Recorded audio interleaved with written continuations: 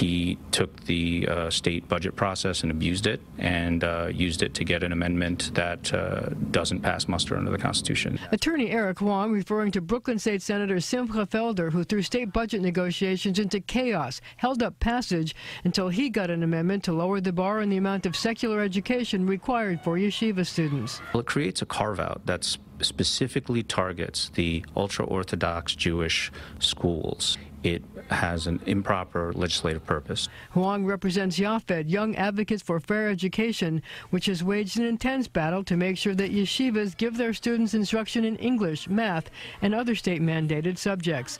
Yafed founder Naftali Moster was sent to one of those yeshivas. I knew very basic English and very little math. That was it. Basically, I could string together a broken sentence in English. He says tens of thousands of New York students are being shortchanged. An estimated 52,000 in New York City, 26,000 upstate. Chaim Wigter is one of them. He says with no secular education, life was a dead end. Being in that school, I had no prospects. I mean, none of the kids really had any prospect of, there was no such thing as, having a dream job. You either become a rabbi or you stay in yeshiva for the rest of your life. The suit seeks to stop Governor Cuomo and state education officials from enacting the Felder Amendment.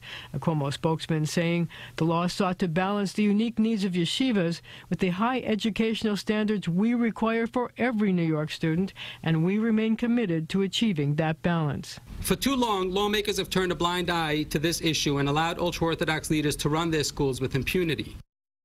Well, Moster also claims the city has dragged its feet in investigating his complaint made 3 years ago that 39 yeshivas did not meet state standards. The City Department of Education told me just today they've actually visited just 15 yeshivas, the same number former Chancellor Carmen Farina reported visiting last winter. Senator Felder told me he would have no comment.